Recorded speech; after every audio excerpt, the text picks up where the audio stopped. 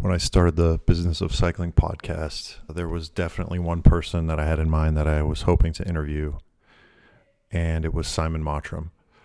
I've worked in cycling for over 10 years, and what Rapha did in the cycling business is nothing short of incredible. They came in, they truly disrupted the industry and found totally new ways to look at products like cycling clothing. I was really, really excited to talk to Simon, and this interview does not disappoint. His story is incredible, and I think what you can take away from it is how he was able to take his really unique blend of experience and aim all that energy and focus at Rapha, which to this day is still among the most important cycling brands on the market. This is the Business of Cycling podcast.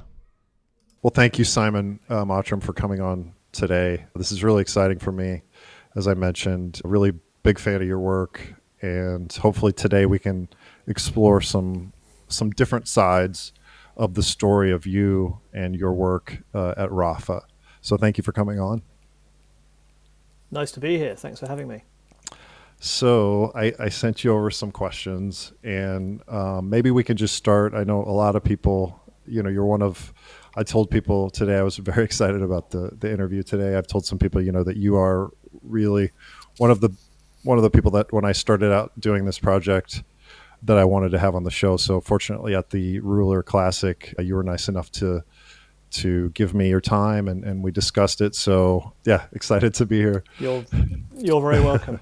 So we'll have to do the background about you, who you are, and kind of how you became interested in cycling. Maybe we can start from there.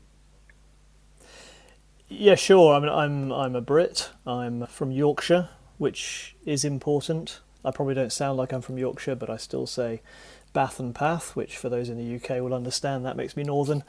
And I grew up with parents. My father worked for an entrepreneur, which is important too. So I was exposed to entrepreneurialism, I suppose, and striving and people setting up and running companies a little bit when I was growing up. And I didn't think much of it at the time, but I'm sure now looking back that was quite seminal. So I grew up in north of Leicester, in the middle of the UK, having moved from Yorkshire, and I was a regular kid, went to a comprehensive school, went to uni, didn't know what to do, so became an accountant for my sins, trained with Pricewaterhouse, qualified as a chartered accountant, and then went into design and marketing like nobody else from Pricewaterhouse.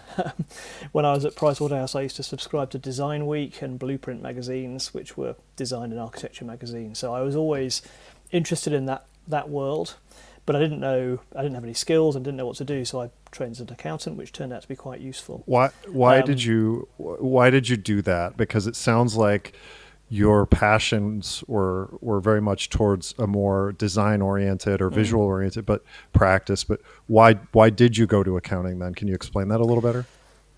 Yeah, possibly. I don't know if I can explain it, to be honest. I was quite driven. I definitely aspired to do something. I didn't know what it was. And actually my father had stopped me from doing an art O-level, which was our qualifications when you're 16, because he thought it wasn't serious enough.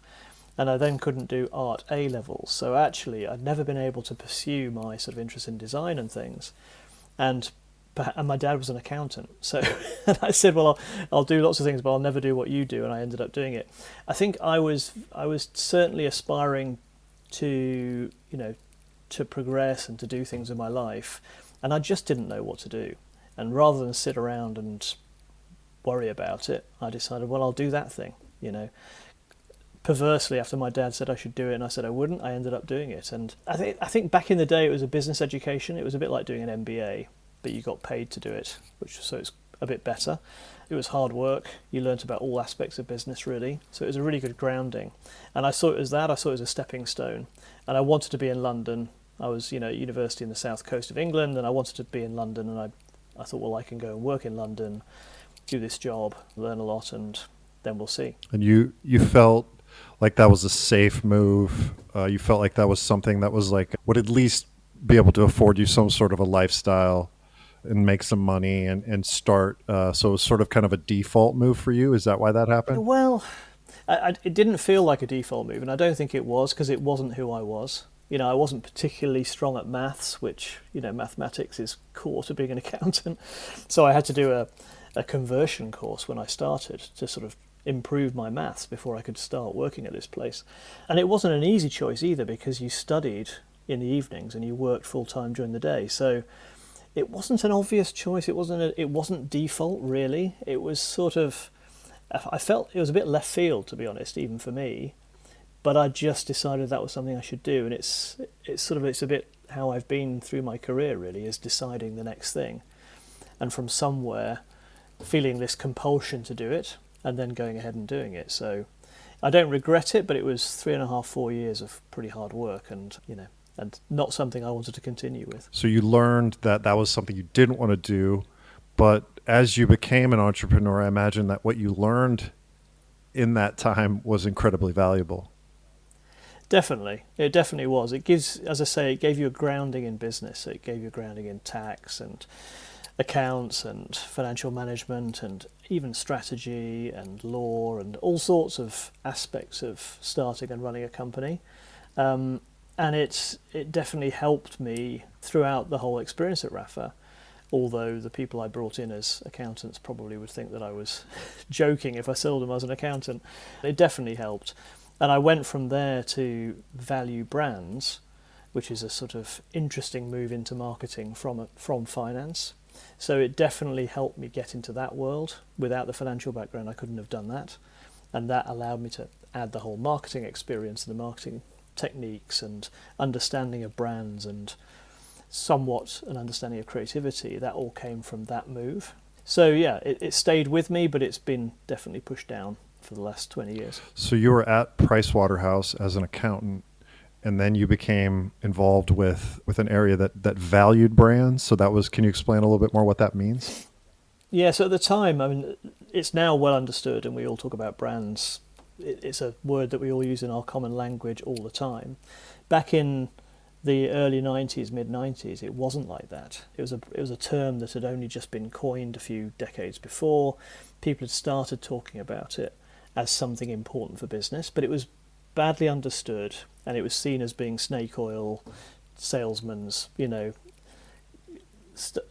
right brain, creative, unreliable, a little bit dangerous territory. So the accounting profession hated the idea of valuing these things, and yet we all knew that the thing that mattered most to companies like Coca-Cola or McDonald's or Apple Computer was the brand. That was the thing that captured all the value in the company. So why couldn't you value it? So we all knew that there was something going on, but the accountants definitely didn't like the idea of valuing intangibles, as they're called. This small company called Interbrand, which is where I moved to, had created a technique. They were set up by a marketing guy, and he worked closely with some accountants in the business.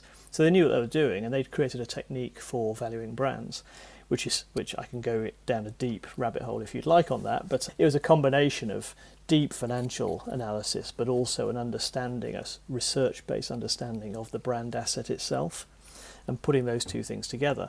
And there was basically a sort of holy war, a jihad between people in the accounting profession and this small upstart company called Interbrand. And I watched all this happening, and coincidentally applied to Interbrand because they were a design company as well when I left Pricewaterhouse and went there to value brands. So I went from almost poacher turned gamekeeper, or gamekeeper turned poacher would be more exact, and went to the other side and travelled the world valuing brands, from IBM to Chanel to Burberry to whatever. So this was a consultancy that was extremely specialized in valuing brands. And that valuation would then go on the balance sheet. It would be for going public, or what was what was the output of all this? Yeah, it was lots of different outputs, and the one that caused the biggest scandals, I suppose, was putting it on the balance sheet. That was the thing that the accountants who had to sign off on the balance sheets, they're the ones who, that was the thing that they found most troublesome.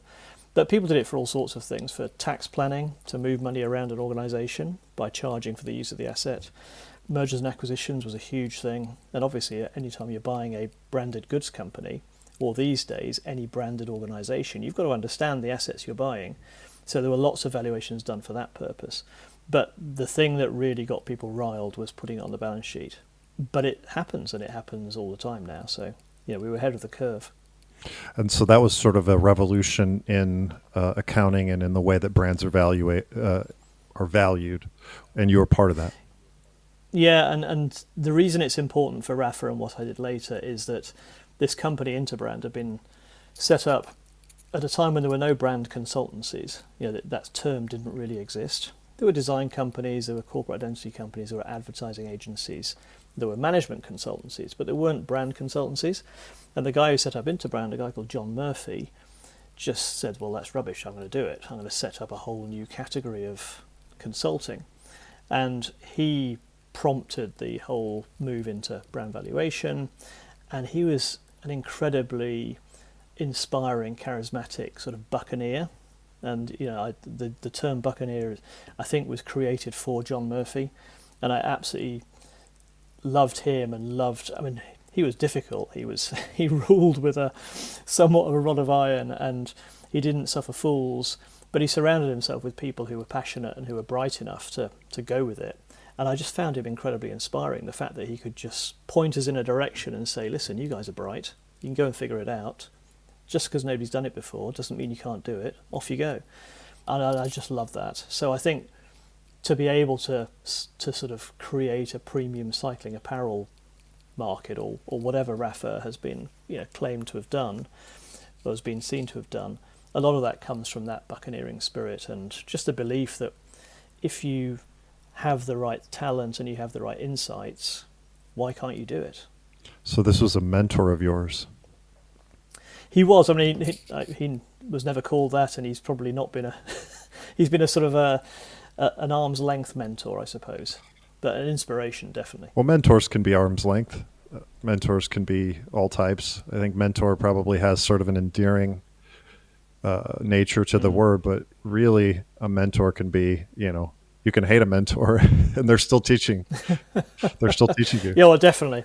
And I learned a huge amount from him, and in fact from loads of people at Interbrand. He surrounded himself with these really interesting, intelligent, eclectic people, and as I say, just prompted them to go and change things and create things. And we won corporate identity projects when we had a fledgling corporate identity business. We won against Wolf Olins and the biggest corporate identity companies in the world, just through sort of chutzpah and intellect, I suppose, and just passion and drive. We managed to win these projects and devise these new ways of doing things and created a business which he sold for a fair amount of money.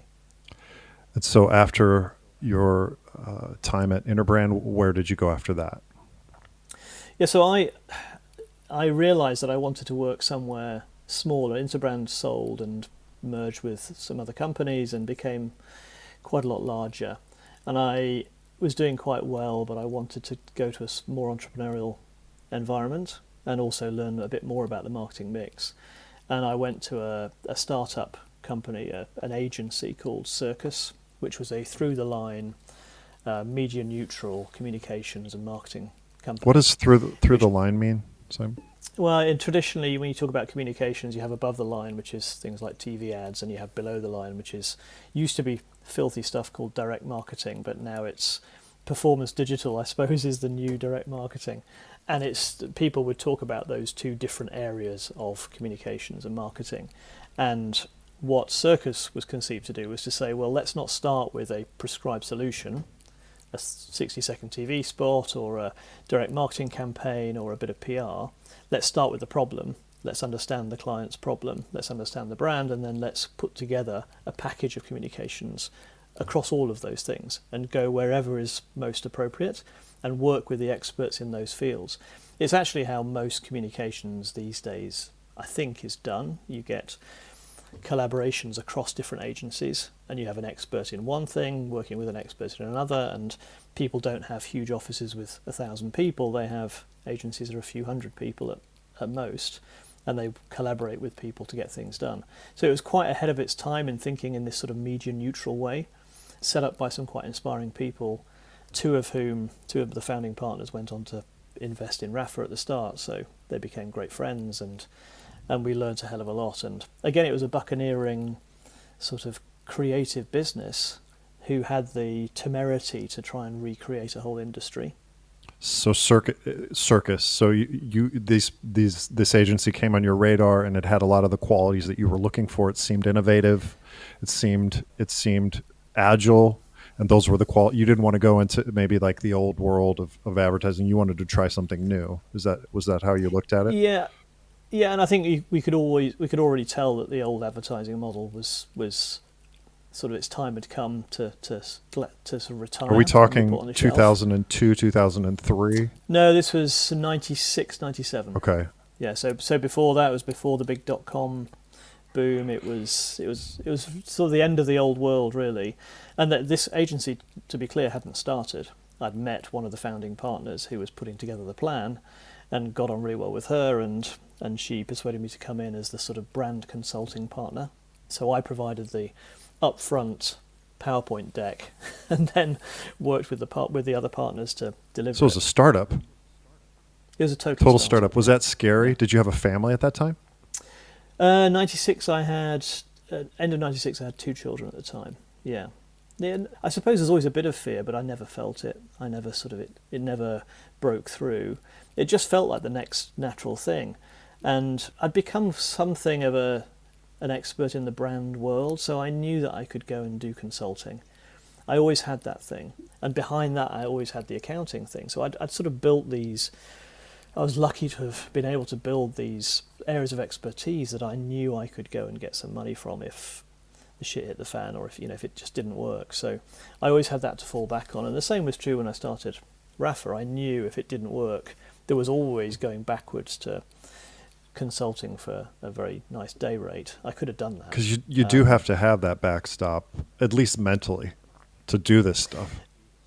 I think you do, and even though I was always looking forward, with hindsight, I now know that I had that security. You have to at the back, and having kids, and there's no way I could just risk all that, and that's why it didn't feel like a risk. It felt like a positive move rather than a massively dangerous move. And everybody has always said, well, how did you go from earning big chunky money as a consultant to earning pretty much nothing for the first few years at Rapha, and risking, at the time when I started Rapha, I had 3 kids, one of whom's disabled. How could you risk all that? And wasn't that a terrifying leap? And it honestly never felt like that, because I'd built this set of skills and felt that I could do it.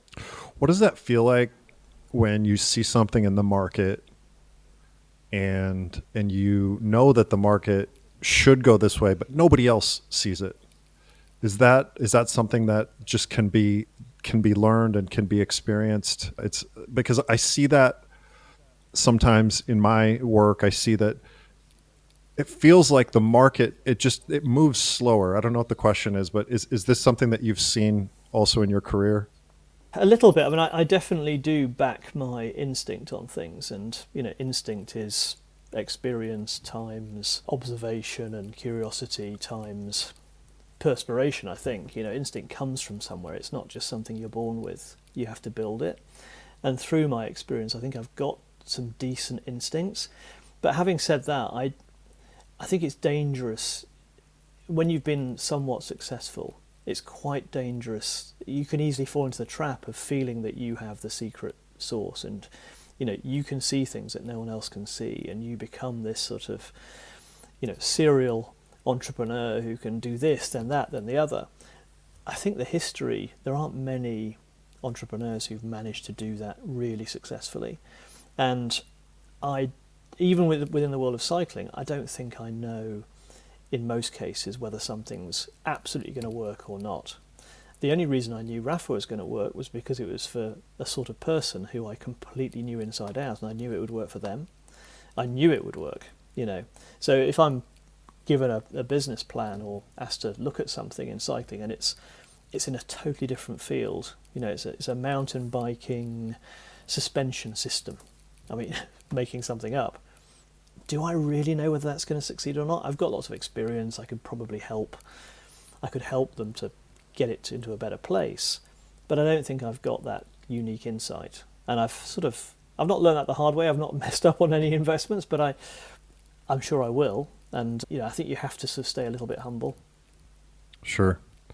Yeah, and I think that those instincts also come from objective things that you see, and objective happenings that you've seen. Obviously, it comes back to like when you do see those kind of that you're very sure about, you kind of have to triple down on those things because they're not going to come around very often. Yeah, that's absolutely right. And the thing that I am completely obsessed about is what's next rather than what happened.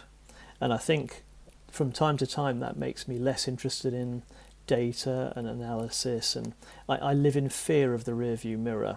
And companies, almost naturally end up being obsessed with a rearview mirror. All they care about is what happened last quarter and last week, and they're always worried by what's going to happen in 6 months' time, and that's seen as being, unclear and therefore risky and therefore something to be really cautious about. And I live in that 6 months, 6 years, 60-year horizon. That's where I enjoy thinking, and I think that's where all the great things happen, is by thinking about that stuff. What does the consumer not even know they need yet? That's what I'm interested in, not that there's been a great big study that said 98 out of 100 people think this, because if there's been a study, then everybody else gets that too, and everybody's going to be jumping in on it. So yeah, I'm very, very interested in looking ahead. When you're looking ahead, how do you think about things? Like because you were very much had foresight about where it feels to me like you were able to put a fashion sensibility to a market that was pretty stagnant, that was dominated by custom clothing and by kits that were probably made for teams, but there really wasn't in a clothing business an outlet for fashion sensibility. So you saw that, I guess, when you saw that, was that something that, can you tell me a little bit about what kind of gave you that insight and what made you want to pursue that? Yeah, and I think lots has been written about this, I'm sure. The way that you find these new niches or these opportunities is by looking, by looking in other places, lifting up a load of rocks, being aware of what's going on in culture. It's adjacencies. It's nothing about the market that you're in. It's all about the world that consumers live in. So I think you have to be curious about what's happening in entertainment and popular culture, what's happening in retail, what's happening in business, in business models, what's happening around the world. Be as curious about what happens in Asia as what happens in California. And I'd spent 20 years, as a consultant and working up through the ranks, basically looking and just reading and reading all those business books. I mean, how many hours of my life have I lost reading business books where normally you can get the gist of it in 10 minutes, but I'd consumed all that stuff, but I also consumed the fashion media because I was interested in it, and I really enjoyed travelling, and I travel a lot with work, so I got to see other places and how people live.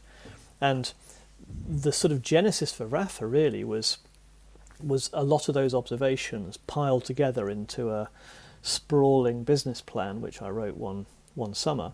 And it was a combination of total passion for this sport and having looked deeper and deeper into the sport. So back in, it's hard for people to remember, but back in 2002, when I was writing the business plan, there was very little written about the history of cycling, bike racing. There was very little written about bike racing, full stop. There's stuff written about Lance Armstrong and some things about the Tour de France, but nobody really understood this history, unless you were sort of an old boy riding in a cycling club, of whom there were a few thousand, but they were quite a niche audience. The mainstream popular culture had nothing to do with this. They'd never uncovered any of it. And the more I looked into that world, the more I just thought, well, this is it's the sport that I love, but I can see why I love it now. This is like the sport of heroes. This is way more than any other sport. It's more beautiful, it's tougher, it's more demanding, it's built on suffering, but it's dramatic, it's got incredible rivalries, it's got speed, it's got colour, it's got design, it's got everything. So part of it was an insight about the sport and just thinking, wow, somebody could create a brilliant brand based on that. And apart from Colnago and Pinarello and a couple of bike brands, no one had done it. It's like, wow, that, yeah, somebody's going to do that. And I was a cyclist, so part of me was already saying, well, maybe it could be me. But added to that, there was an observation around e-commerce and direct-to-consumer. And back in the late 90s and early 2000s, we were starting to think about D2C brands for the first time. And the power of the retailer was starting to be challenged a little bit. And in most categories, it wasn't online retail yet. You know, clothing hadn't gone online yet. People had tried. Boo.com had tried and had a catastrophic failure in 2000, I think. There'd been the dot-com crash, so people could see the limits of online. But I'd worked in an e-services firm as a consultant for a couple of years, and we'd been looking at broadband and what it would do to the way it consumed. So that insight was folded into this business plan that, you know, we had to be direct to consumer. You had to get outside of conventional retail where the people there weren't as passionate as I was, and weren't as passionate as the customer. So you were working at the agency, and the agency was, as we said, first you were with Pricewaterhouse, then you moved to Interbrand, then you moved to the agency, and so that was sort of your progression of you had this career progression where you were ambitious, and you had sort of the buccaneering word comes back, where you really wanted to. Yeah. You wanted to create and push and build. And so then yeah. But then I left there. So I left Circus in 2000 because for various reasons, I was in there for a couple of years. There were some issues internally, but also I was becoming more and more interested in e-commerce and the whole e-services world, which was growing up. Okay. And suddenly, .com became a thing. And you wanted to be a part of that. Fast company. And I was learning about what that meant for brands, which was profound. And I wanted to get more skill in that area, but also be part of it. And it felt like if you wanted to be where the future is, you got to go there. The place. So I went to work for a company called Sapient, who are still around, who are a big e-services business. E-services? Can you explain what that means, e-services? I probably don't have the right definition, but Sapient started out being a systems integrator. So basically they pulled technology systems together and software, sure. But they quickly started bolting on the front end and building sites, pretty industrial size sites. Okay. You know, it was way before Shopify and all these wonderful plug and play solutions. Yeah. If when Homebase wanted a website, it took a team of about 90 people. Yeah, it used to be. It was about 6 months. It was different back then. It was very different. And it cost millions and millions. And yes, so they were this sort of powerhouse in that area, and they brought me in to set up a brand consulting and be their marketing director. So to sit on the front end, because they realised that you've got to have great brand to put on the front of this system. So you were selling websites. Pretty much. Okay. Yeah, selling websites. Yeah, we didn't call it that at the time, but we were selling e-services solutions, and it was fascinating, and it was crazy time. Fast Company was about 2 inches thick at the time, Fast Company magazine, and that's where I lived. I lived in those pages, and all of our centre of gravity, all of our attention went to the West Coast, and it was incredible. It was an incredibly powerful time, and at the same time, there was something else happening, which was the rise of luxury, and so through my consulting work, before and after Sapient, I'd focused quite a lot on luxury brands, and that was something which is a whole specialist niche, which has become multi-billion dollar markets, and it's an insight which I brought to Rapha. So if I'm going to do something, if there is this opportunity in this amazing sport that no one's heard of called cycling, and if it needs to be direct to consumer, then why can't it also be something that's aspirational and super high quality and set a new bar in terms of quality and price, but also value? And lots of the skills from my luxury observations came into that. And then the other thing that I was obsessed with, which was also happening at the time, was people were talking about experiences and the experience economy. So I don't know if you remember, there were two things: there was loyalty and there was experience. And Reichheld wrote about loyalty, and I've forgotten the name of the chap who wrote about experiences, but there was a book called The Experience Economy, which I consumed and just thought, this is perfect. And they talked about rainforest cafes and Nike Town and these businesses that had started to focus on the customer experience as the thing, as the product. And the product, and that was incredibly intangible, but also incredibly valuable. And so I felt, okay, if this business is going to exist, it has to connect with customers through experiences, not just by making some nice products and shoving them through a supply chain. So D2C, passion for cycling, premium luxury and experiences all came out of the stuff I was working in, observing, reading about, things that people were talking about in business and in marketing, and pulling all that together basically. And so you worked in a e-services company, so you're able to see, I'm assuming you were working with big brands, getting them online. So you were seeing that you were on the front lines for the digitalization of these brands. So you knew what it took to take a premium brand online and to deliver all that, I'm assuming. Yeah, and it was proper cutting edge. I mean, this was the Wild West. People were terrified, and actually the luxury brands I was talking Well, they didn't want to go online at the beginning. They were terrified. Yeah, because they said we can't communicate what it's like to walk into a store like a Hermes store. We can't do that, right? That was the thinking, right? Yeah, and we can't be democratic either. We don't want everyone to come and buy this stuff. They hadn't done their multi-billion-dollar perfume businesses at that point, or they'd just started. So they were incredibly cautious about this.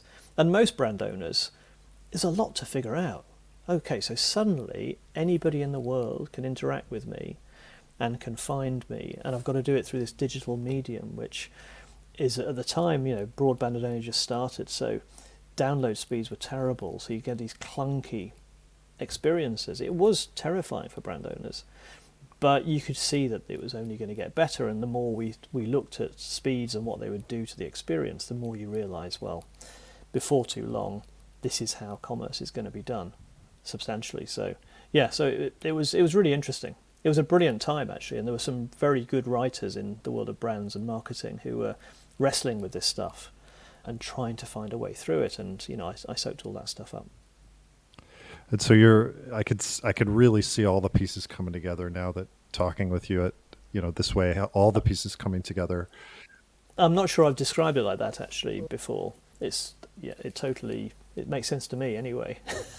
When you're in it, you don't. Of course not. It's not a rational act. Just, you're pursuing something, and it's an obsession. You see what's right in front of you. And before you write another page, and it's hang on a minute, I've brought that in.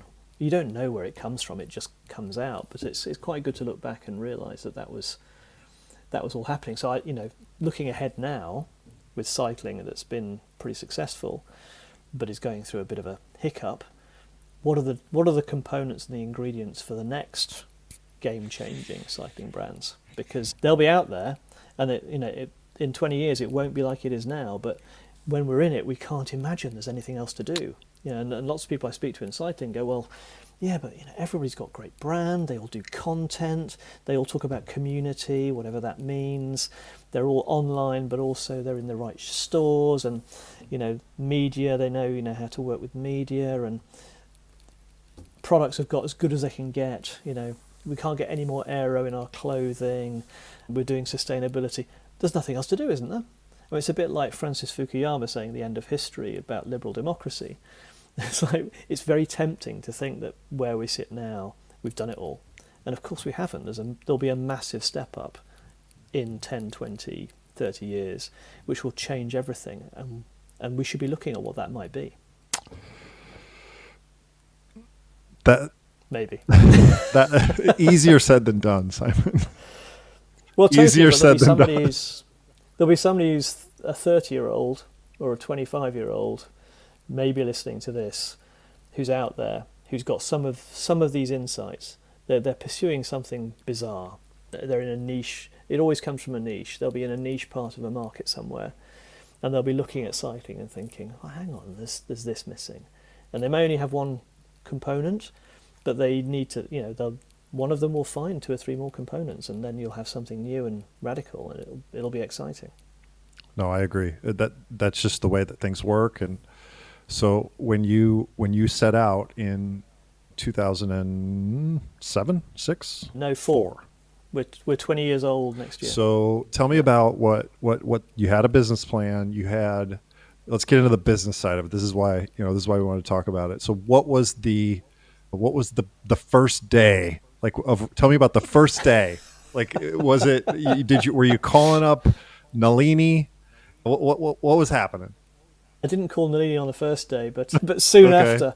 No, there wasn't really a first day. I mean, I suppose I wrote the business plan summer of 2002. I then tried to raise funding, and it took me till the end of 2003 to get 140 grand of funding. That was your first round. Yeah, I don't understand this sort of Series A. I don't either. All that sort of stuff. It sounds like everybody who starts. Sounds like I do. No. So everyone who starts, I meet people who are like 25 who've written a business plan. They're like, "Well, yeah, I'm going for Series A," and it's like, "Well, I don't even know what that is." You mean you need some money? So you had 140K of runway. Yeah, exactly. Based on paying nobody anything, and it's being extremely scrappy. And I was trying to raise 400 grand. I'd figured out that to establish this thing, I think a couple of the investors, my first investors, coined the phrase proof of concept. Sure. Yep. Which put it out there. I use the words, but I never believed that, because to me the concept was proven in my mind already. So it wasn't. Why do we need to prove it? I already know. I just need to do it. It's do the concept, not prove the concept. But anyway, to keep them happy, we called it proof of concept. And I needed 400 grand, and I could only raise 140.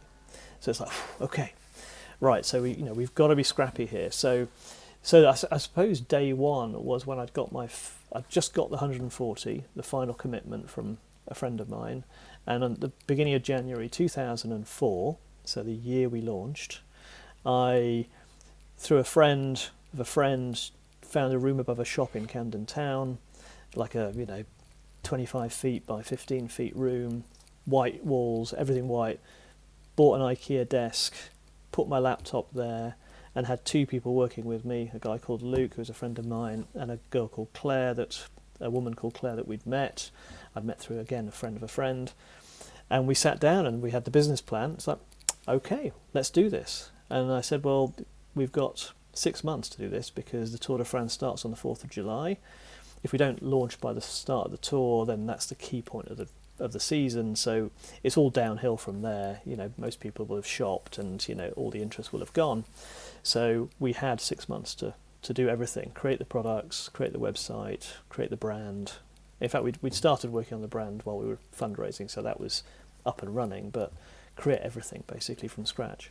So that was probably day one. And so we could dive in 100 different directions here, but I want to try and stay up in the helicopter looking down. So good for you. we could spend a whole podcast talking about the Saint Raphael story. So yeah, indeed. Indeed. Anyway, so you've got 2 people with you. You need to create a website. You need to create clothing. You need to manufacture the clothing, and then you need to promote this brand. So, yep. I guess how much and work out fulfillment and logistics and financial planning and all the stuff under the hood that you have to do to be able to have that brand work from day one.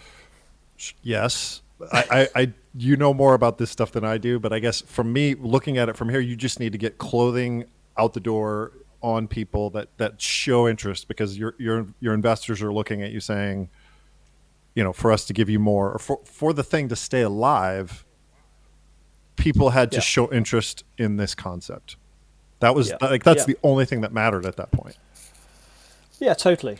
And I had spent, because of fundraising, and it's interesting, people often see fundraising as very different to marketing, and to me everything's marketing. I'm a marketeer, so you're selling. You're selling. Yeah, totally. And so I'd been building all these relationships, talking about this concept and this world called cycling for 18 months at this point. So I'd met loads of people. I'd met quite a lot of the editors of the trade magazines, Cycling Weekly and Cycling Plus and Bicycling and, all these sort of things. So I'd met lots of the media. I'd met lots of store owners because I'd been trying to work out, if could we go through shops? If so, what would it be? And, how do I find out about the customer? I'd met loads of customers because basically I was the world's most crushing bore. And in fact I'm still a bit like that, all I ever spoke about was cycling, and it's still most of what I speak about. And so anybody who knew anything about cycling would sort of push people, they'd end up talking to me. So, friends of friends of friends would get in touch to say, oh yeah, my mate John said that his sister Lucy had met you and you're interested in road racing. Well, I happen to run a club in wherever, and I'd meet all these people just from being obsessed, and that passion for the thing had already been percolating for a long time. For years. You had been riding. Yeah, so you had been riding. Did you have a club? Doing the Atap Tour. Did you have a club that you rode with? No, I did not, and that's again part of the ingredients was looking at the existing industry and looking at the sport and going, well, I don't want to join Dulwich Paragon or High Wycombe CC or whatever the Vela Club. Those can be kind of intense too. Those clubs. They were super intense. Yeah. They were for people who were super skinny and seemed to just be obsessed with gears. And at the time, it wasn't watts because we hadn't discovered the power of watts or the power of power.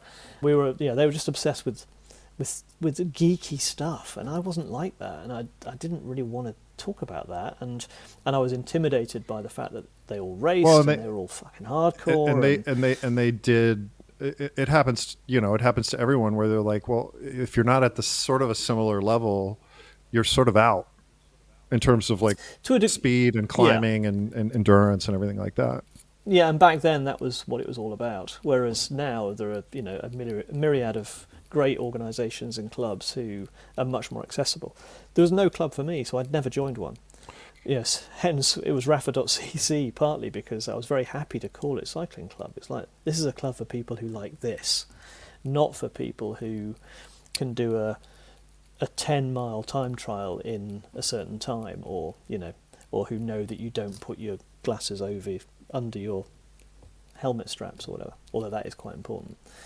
So I hadn't joined a club, but I'd met lots of people, and what I was looking for, if I was an archetype, could I see more people who had the same relationship to the sport as me, and who came from the sort of world that I came from, which was a much more open-minded, broad view than lots of traditional cycling seemed to be. Traditional cycling was, all roads lead to the Muur de Gurrensbergen. All roads lead to some vanishing point of perfection in terms of riding a bike. But they would, in my experience, the people in cycling didn't look at the world of brands and the world of entertainment and the world of travel and the world of luxury and the things that I was sort of spending the rest of my life looking at. So you felt like an outsider in a sense that you saw a pretty insular world of cycling. I was 100% an outsider, and I've often said that one of the very useful ingredients, sort of characteristics that came into Rapha, that I could put into Rapha, was I was an outsider who was like a regular punter, a nodder, as like, or a Fred or a Hubbard or whatever. Different parts of the world have different derogatory terms for people like me and like most cyclists. Let's be honest, 80% of cyclists are those people, but I was one of those people, so I was on the outside. But I also had spent so long obsessing over it that I was actually a bit of an expert. So I knew who'd won the Tour in 1954. I knew what had happened on an epic day on the Deux Alpes, and I knew the places, the people, the teams, the history, and how that all worked. And I'd have been reading Cycling Weekly for 15 years obsessively, and so I knew the stuff that a club rider would know, but I came at it from a sort of outsider's perspective, and that was so important. And it took 5 or 6 years. I mean, the people in the cycling industry couldn't do what we did because they came from in that world. Totally. And I still think there are lots of people who just live in that world, and they will get blindsided by the next big innovation because they're not out there looking, to our previous conversation. Well, I had a conversation with a brand once and and they were a historic brand, an older brand, but they have their feet in a lot of different. They have their hands in a lot of different things, whether it be events, whether it be teams or different types of events, historic events, newer events. And I think having that history can also be a handicap at times because you can't create a very focused message. Does that make sense? Up to a point. I think it can, but that baggage can be very heavy, and I think it's particularly heavy if you're not really a brand person. If you're someone like me, the history is just so exciting. It's, I can feel my heart quickening just thinking about what brand could that have been. Is it Colnago? All the things that you could do with those brands. Oh my God, it's incredible because I didn't have any of that stuff. And I mean, you're right. There is a weight to that, and there is the crown jewels that you mustn't mess with. But most of that is only a problem because the people in the business don't have any objectivity. They can't see the value, and they don't have the expertise to do something with it. Okay. And actually, it's way more powerful to start with something. And I had to create all that. Rapha wasn't a brand. It wasn't a, we created a sort of mythology about Rapha and about cycling. Actually, and the whole point of how we have always done things at Rapha is that it's about cycling, not about Rapha. And by doing that, Rapha has become cycling for lots of people. So we created this weighty, wonderful sort of history, and now we've got 20 years of it ourselves, so we can actually be a bit more factual too. But we celebrated the stories, we celebrated the places, and we were massively criticised for it. I was hugely criticised for it.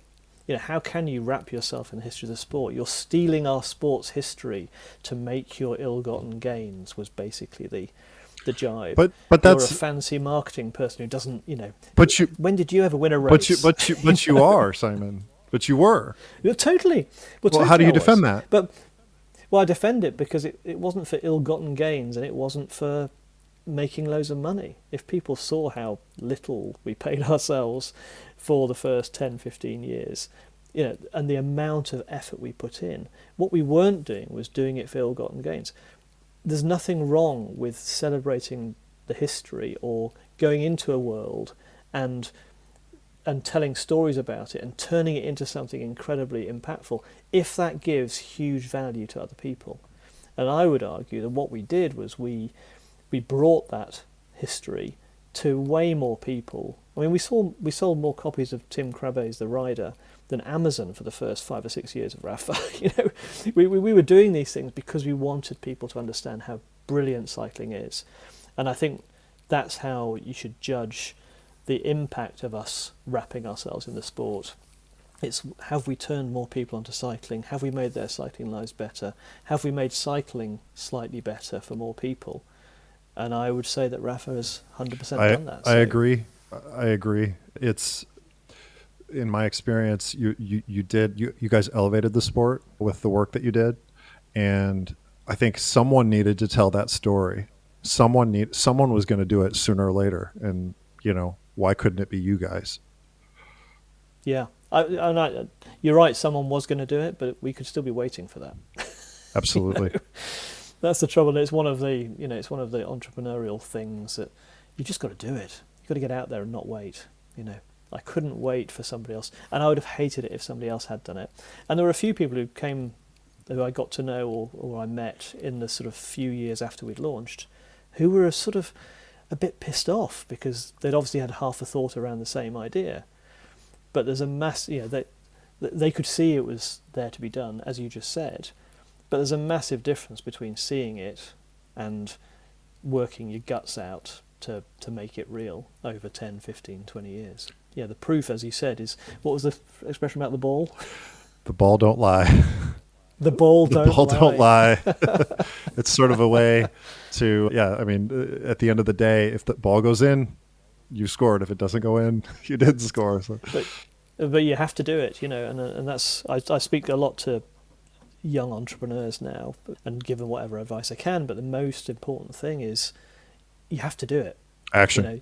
If you've written a nice business plan, that's great, but that's, you're with 99% of people who fail. At that point, you've got to get it launched. You've got to keep it going for 2 or 3 years. You've got to make profit. You've got to make consistent profits. You've got to do all these things. Otherwise, it's just an idea. I want to talk a little bit about focus. Focus is something that, in my experience, I'm 40, going to be 46. And one incredibly important lesson that I've learned is that if you focus on something, if you pay distinct attention to, a very laser focus, that you can have, it seems banal, but it's not, because you can get distracted by lots of different shiny things, and that's incredibly easy to say, okay, well, maybe if I try that, we'll be able to improve the situation. But in reality, you have to pick something and you have to go after it. And if I can tell anybody that's young and is growing up and trying to get ahead, pick one thing and just go deep. In your experience with regards to that, with Rapha, when you guys were building up the business, can you make any sort of your experience on how you had to stay focused and how you guys had to, maybe there were times when you wanted to, like, you guys basically closed the doors on the retail and said, no, we're not going to do retail. We're going to do direct to consumer. And I'm sure people were incredibly unhappy about that. Maybe if you want to talk about how focus has been part of your journey as an entrepreneur. Yeah, I have a problematic relationship with the word focus. Really? And I have a problematic relationship with the word simple or simplicity. And if you were speaking to any of my board colleagues or people who've been senior at Rapha, or frankly anybody at Rapha over the last 20 years, they would probably have a wry smile or guffaw if they heard you talking to me about the importance of focus. Because to lots of people, what Rapha has done and what I did leading it was the opposite of focus. To lots of people, it was bonkers. It was like, and we had an explosion of different things.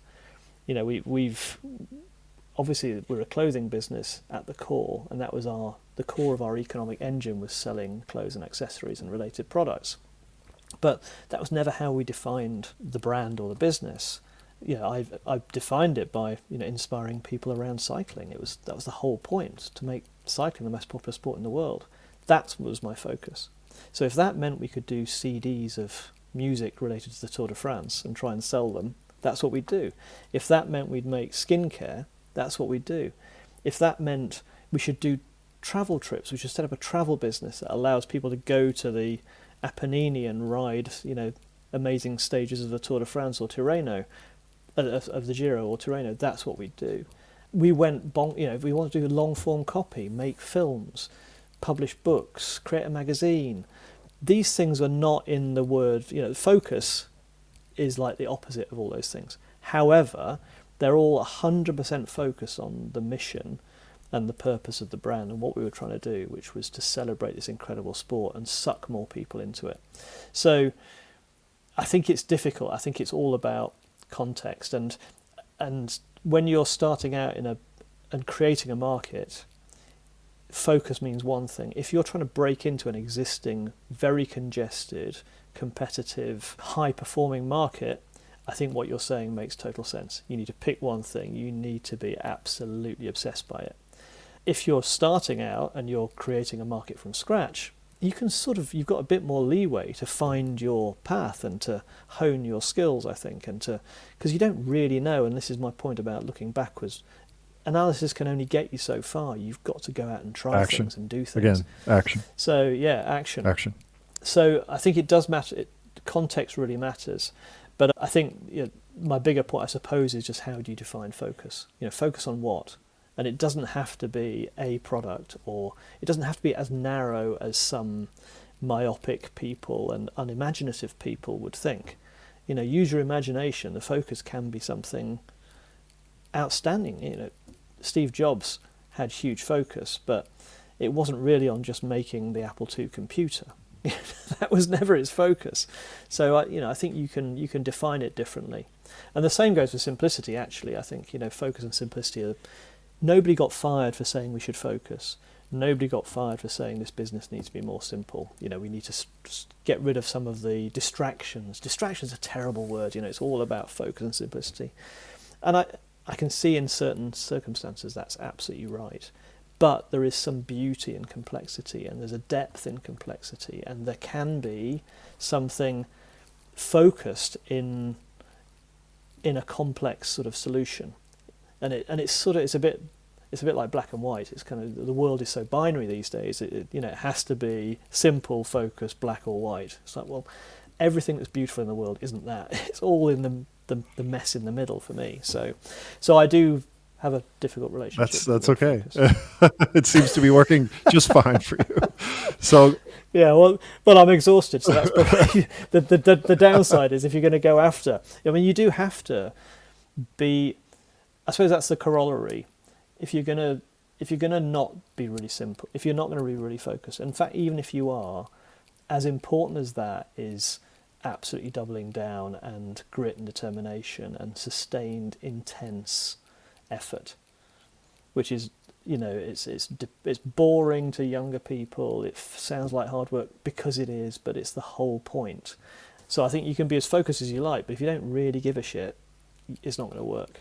You can be as complex as you like, but you're really going to have to work your arse off, which is what I did and what people at Rapha have done to make it work. Yeah, there's no way around that. That's for success. There's really no substitute.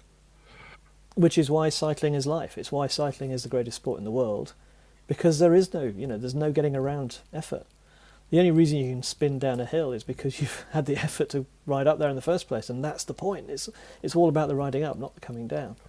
So it's such a metaphor for life. It's got everything about what's great in life is in cycling, and yeah, that's why Rapha exists. So we got up to you and your two employees or your two partners designing. You hadn't called Nalini yet before you got the first reaction. Nalini was the bib shorts. Right. Yeah, when we decided to do bib shorts, it was like, well, we definitely can't do this on our own. So that was year 2 or 3. So yeah. We're coming up in an hour. I don't know if you have another appointment because I think I'm good. Hang on, let me just Sure. check. Sorry. Yeah, I've got till about 10 to 12. Okay, because hopefully we can do this again sometime. Maybe we can dive into some other aspects. But so you guys had sat down, you had the business plan. It sounds like you had a really strong network in cycling just from your own personal endeavors around. So you had connections in the business world of cycling. And so you sat down, you had this business plan, you started making clothing. What was your first order of clothing? Yeah, I had a network, and it wasn't just to add to that. It wasn't just in cycling. It was because I was 36, 37 before we started, and I'd had a professional career. I knew lots of people who were successful, who ran companies, who were brilliant in different ways. So that was very, very important to me and very useful. The first order, well, it's a story which I've told many times because there have been some moments in Rapha's history where it was almost not going to happen. And with literally 2.5 or 3 weeks to go before the 4th of July and our launch date, and I'd spent 10, 15 grand, which at the time was a lot of money, hiring a venue to do a month-long exhibition to launch the brand in the right way. Where? In the Truman Brewery, which Okay. is where we met at Yep. Rouleur Classic. Sure. Literally 100 metres from where we Okay. met was the unit where we had, for July of 2004, an exhibition called Kings of Pain, and that was how we launched Rapha. So I'd done all this stuff. We'd been killing ourselves. It was amazing. It's always great fun doing those things, but it was hard. And I'd been trying to develop this classic jersey, which was going to set new standards for cycling jerseys. Nobody had developed a cycling jersey, had spent any time thinking about cycling jerseys for as long as time. But I felt we had all these innovations to do. The Sportwool fabric was better, the pockets were different, the zip was a higher quality zip. We had all sorts of little features. We had adjusters to make it fit properly. We had the cut was beautiful. Everything about it was perfect. But I struggled to get a manufacturer to make it, and I wanted to make it in the UK because I had this feeling that, I'm from the UK, it would just make sense, wouldn't it, to try and do it from the UK, and it would be closer to home, so I could go and see the factory and stuff. So I'd worked with this factory outside Nottingham, And it had been like pulling teeth. It was awful. We were on prototype number 15 or something, and I'd bring them back and put the jersey on and go for a ride. It was like, oh, this is just wrong in every way. Oh my God. But we kept on pushing and pushing, and with literally 2.5 weeks to go before this launch date, I got a call from the guy who I was going to buy 300. The minimums back then were about 300 pieces. Normally you'd have to stump up. So you'd pay for all the fabric, you'd pay for all the trims, you'd do all that stuff with the order for 300 pieces from this factory. And the guy called up and he said, listen, I'm not going to send you the jerseys. And I said, what do you mean you're not going to send me the jerseys? He said, this process has been so hard, I just don't think we're going to get to the quality where you'll accept them. Because I'd been pretty focused on the details and getting it exactly right, as you should. And I said, well, come on, we're quite close now. I'll definitely accept them. He said, no, I'm not prepared to take the risk. It wasn't even he was taking the risk on the fabrics, because we were buying the fabric. He didn't want to risk his utilisation of his time in his shed outside Nottingham and his 10 people who work there to make these 300 jerseys. I was like, well, you've got to reconsider. I'm up to my neck here. I'm betting everything on this. He said, no, I'm not doing it. I said, I'll take them with no sleeves. I don't care. I have to have something to sell. And he said no. So I walked downstairs to where Claire and Luke were sitting, working away, and said, we've got a bit of a problem. We're not going to have our core product, the product we're hanging our hats on, for the launch. But don't worry, because here's what we're going to do. So what we had instead, we had caps we'd developed with this innovative fabric, which were quite iconic. We had T-shirts we'd done with sayings from cycling, which now feels so sort of mundane, but back then there weren't any, so quite interesting. We made little musettes because it's a cycling thing, and why don't we all carry musettes? They're brilliant. And I said, and what I'm going to do is I'm going to go to Paris and I'm going to buy loads of vintage stuff. And so I went with 10,000 euros to Paris and went to some bike shops and old collectors and flea markets and tried to buy old caps, old magazines, photographs, memorabilia from the glory days of the tour, and we sold those. So we had caps, T-shirts, musettes, and memorabilia, sort of vintage stuff to launch. So my first order was 300 pieces. And it never came. 300 jerseys, and it never came. And we had to resource. So we resourced through a sourcing agent I was working with to a place in Hungary, and they managed to do the first 300. I think they did it pretty quickly. We got them like in August or September. But my whole thing about you've got to have it in July was completely up in smoke. blown. But you do what you've got to do, don't you? And we've still got some of those vintage things I bought we never sold. Of course. Because they were so obscure. But well, yeah. Look, Simon, this has been amazing. Like, it looks like you've got an appointment coming up, but I hope we can do another one sometime. This has been really, really fun. I've enjoyed it. And so where can people, if people want to get in touch with you or kind of follow you, where can they find you? Yeah, I'm on Instagram, Simon Mottram Rapha. I only post about cycling, no surprise. But yeah, you can direct message me there. Okay. Well, thank you, Simon. This was so much fun, and you take care. You're very welcome. Nice to see you.